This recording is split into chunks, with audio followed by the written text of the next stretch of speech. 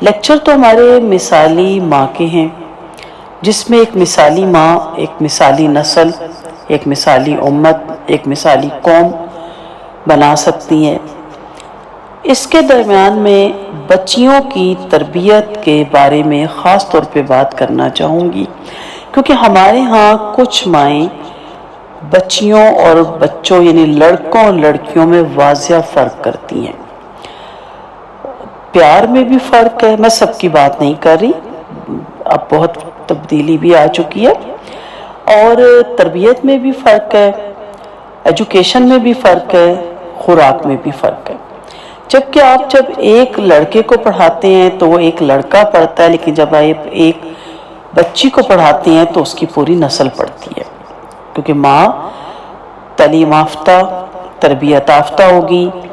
اور اساس محرومی یا اساس کمتری میں اس کو نہیں پالا گیا ہوگا، تو پھر وہ ایک بہترین امت کو جنم دے گی اور بہترین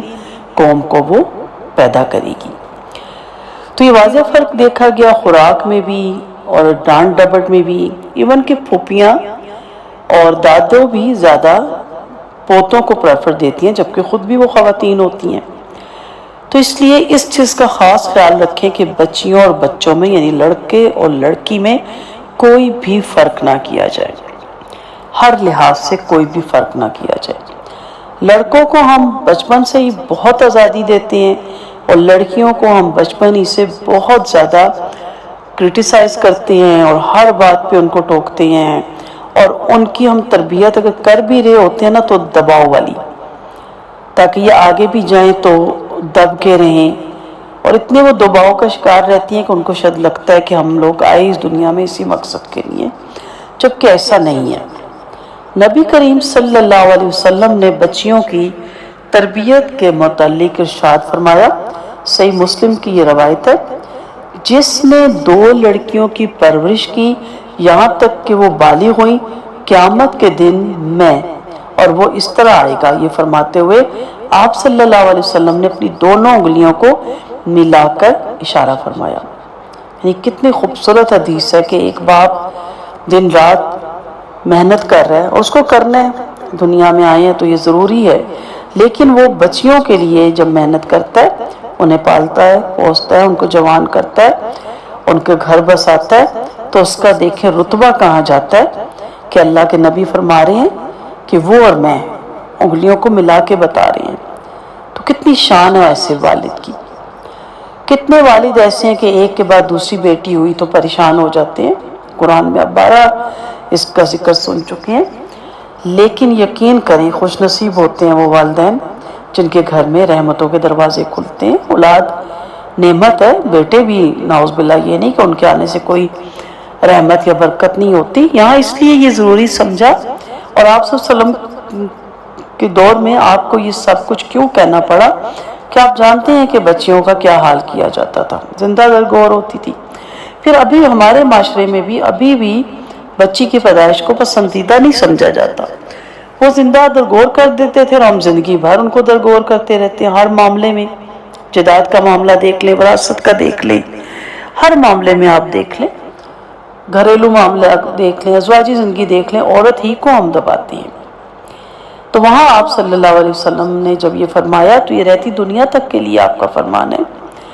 ترمذی میں آپ صلی اللہ علیہ وسلم کی حدیث ملتی ہے، آپ نے فرمایا، جس نے 2 لڑکیوں کی پرورش کی، میں اور وہ دونوں جنت میں اس طرح داخل ہوں گے، یہ فرماتے ہوئے آپ نے اپنی دونوں انگلیاں یعنی شہادت والی انگلی اور اس کے برابر والی انگلی کو ملا کر ارشاد فرمایا۔ میری اسٹوڈنٹس تھی، وہ ماشاءاللہ 7 یا 8 بہنیں تھیں، اور والد ان کے چھوٹی سی جاب کے بعد پھر شام کو الگ نکلتے تھے، کوئی چھاپڑی لگاتے تھے، اور جب بچیوں نے مجھ سے کورس کیا اور انہیں جا کے حدیثیں بتائیں تو وہ اتنے خوش رہنے لگ گئے، اتنے ان کی مطمئن ہو گیا چہرہ، اور اتنی ان کی صحت اچھی ہو گئی کہ جب انہوں نے یہ بات سنی، بعض دفعہ انسان نہیں سن پاتا، بعض دفعہ معاشرہ بھی بہت کرٹیسائز کرتا ہے کہ تمہاری بیٹیاں ہی بیٹیاں ہیں، تمہارا بازو کون بنے گا، جبکہ وہ ساری اپنے باپ کا بازو تھی، جو کچھ بھی اس نے چھاپڑی میں لے کے جانا، جو کچھ بنانا، سب بیٹیاں بنا کے دیتی تھی۔ لیکن وہ انہوں نے آ کے کہا جب ہم نے ابو کو یہ حدیثیں سنائی تو ہمارے ابو جیسے جی اٹھے ہیں، سر اٹھا کے اب چلتے ہیں کہ میں اتنا خوش نصیب ہوں۔ تو سمجھنے کی بات ہے نا دین کو۔ تو غور کیجئے، اتنی بڑی خوشخبری لڑکیوں کی تربیت پر آتی ہے، لہٰذا کسی مسلمان کو بھی لڑکی پیدا ہونے پر رنج و غم نہیں ہونا چاہیے، بلکہ خوش ہونا چاہیے کہ میں ان کی صحیح تربیت کروں گا یا کروں گی۔ ان کو دین کا علم سکھائیں گے، ہم قرآن کریم یاد کروائیں گے، احادیث یاد کروائیں گے، نیک ماحول میں ان کی تربیت کریں گے، تو ان کے ذریعے ہمیں اتنی بڑی سعادت ملے گی کہ آپ صلی اللہ علیہ وسلم کا قرب نصیب ہوگا۔ کتنی بڑی بات ہے۔ خاتون کے لیے بھی ایسا ہی ہے، ضروری نہیں کہ کوئی باپ صرف یا مرد، جو بھی بچیوں کی پرورش میں جو بھی محنت کر رہا ہے، آپ صلی اللہ علیہ وسلم کے ساتھ جنت میں داخل ہو جائیں، اس کے بعد تو پھر کیا رہ جاتا ہے۔ ترمذی میں بھی نبی کریم صلی اللہ علیہ وسلم کی حدیث ملتی ہے ہمیں۔ حضرت ابو سعید خدری رضی اللہ تعالی عنہ روایت کرتے ہیں کہ نبی کریم صلی اللہ علیہ وسلم نے ارشاد فرمایا، جس شخص کی 3 لڑکیاں یا 3 بہنیں ہوں، یا 2 لڑکیاں یا 2 بہنیں ہوں، اور وہ ان کے ساتھ اچھا برتاؤ کرے اور خوش دلی سے انہیں برداشت کرے، تو ان کے بارے میں اللہ سے ڈرتا رہے تو جنت میں داخل ہوگا۔ سبحان اللہ۔ بعض ماں باپ کبھی بچیوں کو کچھ نہیں کہتے، بہنوں کو بھی کچھ نہیں کہتے، اتنے وہ پولائٹ ہوتے ہیں، کچھ تو ہر وقت ڈانٹتے اور جھڑکیں ہی دیتے رہتے ہیں، کچھ بہنیں تو ڈرتی رہتی ہیں کہ بھائی ذلیل نہ کر دے۔ بھابھیوں کو خوش کرنے کے لیے بہت سے پرابلم ہے، کچھ ہوتے ہی اتھرے طبیعت کے، سخت مزاج کے، وہ دیکھتے ہی نہیں کہ بہنیں گھروں میں آئی ہیں تو ان کے دل کتنے نرم ہیں، ہم ان کی انسلٹ نہ کر دیں، جو منہ میں آتا ہے کہہ دیتے ہیں۔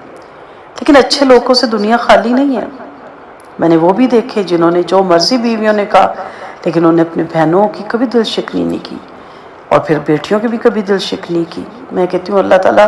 کتنا ان سے خوش ہوگا، کتنا اللہ ان سے راضی ہوگا۔ اور یہ جو اتنی بڑی خوشخبریاں کون دے رہا ہے؟ اللہ کا نبی دے رہا ہے، صلی اللہ علیہ وسلم دے رہے ہیں، اور اپنے پاس سے آپ کوئی بات نہیں کہتے تھے، ساری وہی غیر مطلوب ہے، اللہ کے حکم سے آپ فرما رہے ہیں، تو بہت بڑی خوشخبری ہے۔ سر اٹھا کے چلنا چاہیے بیٹیوں والوں کو۔ اسی طرح حضرت عائشہ رضی اللہ عنہا فرماتی ہیں کہ ایک عورت میرے پاس ہے جس کی 2 بچیاں تھیں، اس نے مجھ سے سوال کیا، میرے پاس اس وقت صرف 1 کھجور تھی، میں نے اس عورت کو دے دی، یعنی مانگا کچھ، تو اس عورت نے اس کھجور کے 2 ٹکڑے کیے، دونوں بچیوں کو آدھے آدھے کھجور دے دی، اور اس میں سے کچھ بھی نہیں کھایا، پھر وہ میرے پاس واپس چلی گئی۔ آپ صلی اللہ علیہ وسلم نے جب میرے پاس سے واپس چلی گئی تو آپ صلی اللہ علیہ وسلم جب گھر تشریف لائے تو حضرت عائشہ کہتی ہیں میں نے یہ واقعہ بتایا تو آپ صلی اللہ علیہ وسلم نے فرمایا، جو شخص میں مرد اور عورت دونوں ہیں، شخص کا اللہ نے ان بچیوں کی وجہ سے کسی قسم کی آزمائش میں مبتلا ہوا، آپ دیکھا بیوہ بھی ہو جاتی ہے خدا نخواستہ، طلاق یافتہ بھی ہو جاتی ہیں، بن بیائی بھی رہ جاتی ہیں، گھروں میں واپس بھی آ جاتی ہیں، لیکن اس نے اس حال میں بھی ان بچیوں کے ساتھ حسن سلوک کیا تو یہ بچیاں اس کے لیے جہنم کی آگ سے پردہ بن جائیں گی۔ تو سب بچیوں کو اپنا سمجھیں، ساری بچیاں سانجی ہوتی ہیں، کسی کی بچی گھر اجڑ کے اس کا آ جائے یا بیوہ ہو کے تو اسے پلیز منحوس نہ کہا کریں، اور جو طلاق یافتہ ہو تو ہم کہتے ہیں اس کے کرتوت ہی ایسے ہوں گے، کوئی وجہ ہے تو اس کو نکالا گیا نا گھر سے۔ پلیز ان باتوں سے اپنے آپ کو بچائیں، یہ باتیں سخت اللہ کو ناپسند ہے، اس طرح کی باتیں نہیں کرتے، سب بچیوں کے ساتھ ایک جیسا سلوک کریں۔ آپ بتائیے ان احادیث میں سے اللہ تعالیٰ کے نبی 2 جہاں کے سردار صلی اللہ علیہ وسلم کتنی خوشخبری سنا رہے ہیں کہ لڑکی کے ماں باپ کو کتنا خوش ہونا چاہیے، کہ ایک دوسرے کو جنت کی بشارت دینی چاہیے کہ یہ بچی ہمیں جنت میں داخل کروانے کا اور جہنم سے بچاؤ کا سبب ہوگی۔ ہم کیا کہتے ہیں، ایک تو تم پہ بیٹیوں کا بڑا بوجھ ہے، اور اگر خدا نہ خواستہ شادی کے پاس واپس آ جائے یا بن بیائی رہ جائے پھر تو مٹی پلیت کر دیتے ہم، اور گھر والے شاید اتنے نہیں جتنا سائٹ والے آ کے نا احساس دلاتے ہیں۔ تو سائٹ والوں سے بھی میں یہی ریکویسٹ کروں گی کہ اپنی آخرت مت خراب کریں، آ کے ڈھارس بدائیں ماں باپ کی، انہیں بتائیں کہ ان کے ساتھ نیکی کرنے کا کس قدر اجر ہے۔ یاد رکھیے اولاد کی نیک تربیت جہاں آپ کے لیے دنیا میں نیک نامی اور عزت اور رفعت کا باعث اور سکون اور راحت کا ذریعہ بنے گی، وہیں مرنے کے بعد صدقہ جاریہ بن جائے گا۔ یعنی آپ کے دنیا سے چلے جانے کے بعد آپ کا اکاؤنٹس کھلا رہے گا اور آپ کو باقاعدگی سے نفع پہنچتا رہے گا۔ یوں یہ نفع اجر و ثواب کی صورت میں ہمیشہ آپ کو پہنچتا رہے گا۔ اس کے لیے کہا گیا نا نیک اولاد صدقہ جاریہ۔ لیکن آخرت میں یہ اولاد کی نیک تربیت آپ کے لیے درجات میں بلندی اور نجات کا باعث بھی بنے گی انشاءاللہ۔ حضرت سیدنا ابو ہریرہ رضی اللہ عنہ بیان کرتے ہیں کہ آپ صلی اللہ علیہ وسلم نے فرمایا، جب انسان مر جاتا ہے تو اس کے تمام دنیاوی اعمال کا رابطہ کٹ جاتا ہے، مگر 3 چیزیں ان کا رابطہ نہیں کٹتا۔ ایک صدقہ جاریہ، جو بھی آپ کنواں کھدوائیں، ٹیوب ویل لگوائیں، درخت لگائیں، کتاب کی اشاعت کریں، چھپوائیں، پھر ایسا علم جس سے لوگوں کو فائدہ حاصل ہو، یعنی آپ لکھ گئے کچھ اپنے ہاتھ سے یا چھپوا گئے اپنے ہاتھ سے، اور پھر تیسرا ایسی نیک اولاد جو اس کے لیے دعائیں مغفرت کرے۔ تو غریب اگر کنویں نہیں کھدوا سکتا یا ان پڑھ لکھنا پڑھنا نہیں جانتا تو اولاد کی تربیت تو وہ اچھی کر سکتا ہے۔ قرآن اور دین کا علم تو سب کے مسلمان کے پاس ہوتا ہے۔ اس حدیث سے یہ بات واضح ہوتی ہے کہ انسان کے مرنے کے بعد بھی نیکیاں جاری رکھ سکتا ہے انسان، مثلا صدقہ جاریہ، مسجد، مدرسہ، سڑک، کنواں، درخت، جب تک لوگ اس سے فائدہ حاصل کریں۔ ہاسپٹلز بھی بنا سکتا ہے، بس سٹاپ بھی سایہ دار بنا سکتا ہے، فلٹر پلانٹ بھی لگا سکتا ہے۔ اللہ تعالیٰ اس میت کو اجر عطا کرتا رہتا ہے۔ اسی طرح کوئی علم کا ذخیرہ چھوڑ جائے کتابوں یا شاگردوں کی صورت میں، جب تک لوگ ان سے فائدہ حاصل کرتے رہیں گے، ظاہر ہے وہ شاگرد آگے دین پہ لائیں گے، انلمیٹڈ اجر ہے نا، اس کو ملتا رہے گا۔ یہی کیفیت نیک اولاد کی ہے جو انسان کے لیے مرنے کے بعد بھی اجر و ثواب کا سبب بنتی ہے۔ ایک اور حدیث میں بھی نبی کریم صلی اللہ علیہ وسلم کا فرمان ہے، جب اللہ تعالیٰ جنت میں نیک بندے کے درجات کو بڑھائے گا تو وہ کہے گا، اے اللہ کریم میرے درجات میں بلندی کا کیا سبب ہے؟ تو اللہ تعالیٰ فرمائے گا، تیری اولاد جو تیرے مرنے کے بعد رہ گئی تھی تیرے لیے استغفار کرتی ہے۔ اولاد سے یہ سعادت حاصل کرنے کے لیے ہمیں بھی کچھ ذمہ داریاں ادا کرنی ہوں گی نا، کہ ہم ان کی تربیت اسلامی دستور کے مطابق کریں، اسلام جیسی انمول نعمت ان کے دامن میں ڈالیں۔ اللہ تعالیٰ کا بہت بڑا احسان ہے کہ جس نے ہمیں یہ نعمت سے نوازا ہے۔ ہماری مسلمانی کا یہ ثبوت ہے کہ اس میں سے ہم اپنی نسلوں کو دین حنیف سے روشناس کروائیں، پھر ان کو دینی ماحول میں رہنے پہ آمادہ کریں۔ یہ حقیقت ہے کہ اسلام ہماری بہت بڑی نعمت ہے جس میں ہمارے لیے زندگی گزارنے کے تمام طریقے موجود ہیں۔ یہ تو ہماری ذمہ داری ہے کہ اسلامی تعلیمات کو ہر معاملے میں مشل راہ بنائیں اور اپنی اولاد کو انہی اصولوں پر کاربند رکھنے کی کوشش کریں، جو اولاد ہمارے لیے اور خود اپنے لیے آخرت میں کامیابی کا باعث بنتی ہے۔ اس کی تربیت کی فکر کر کے ان کو آگ سے بچانے کی ہر ممکن تدبیر کرنی چاہیے۔ قرآن مجید میں سورۃ تحریم میں آیت نمبر 6 میں اللہ تعالیٰ فرماتا ہے، یا ایھا الذین آمنوا قوا انفسکم واہلیکم نارا، اے ایمان والو اپنے آپ کو اور اپنے اہل و عیال، بیوی بچوں کو جہنم کی آگ سے بچاؤ۔ بڑی لمبی اس کی تفسیر ہے، سمپل جو قول نقل کرتے ہیں علامہ ابن کثیر سیدنا علی رضی اللہ عنہ کے حوالے سے کہ اپنے اہل عیال کو علم اور ادب سکھاؤ۔ اسی طرح سیدنا عبداللہ بن عباس رضی اللہ عنہ فرماتے ہیں، اپنے اعمال میں ان کی اطاعت کرو اور اللہ کی نافرمانی سے بچو، یعنی اپنے اعمال میں اللہ کی اطاعت کرو، یہ سکھاؤ، اور اللہ کی نافرمانی سے بچو اور انہیں بھی بچاؤ، اور اپنے اہل و عیال کو ذکر کا حکم دو تو اللہ تعالیٰ تم کو آگ سے نجات دے گا۔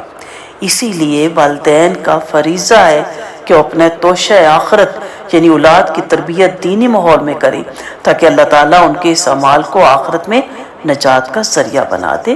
انشاءاللہ تعالیٰ۔ وآخر دعوانا ان الحمد للہ رب العالمین، سبحانک اللہم و بحمدک، نشہد ان لا الہ الا انت، نستغفرک و نتوب الیک۔ السلام علیکم ورحمۃ اللہ وبرکاتہ۔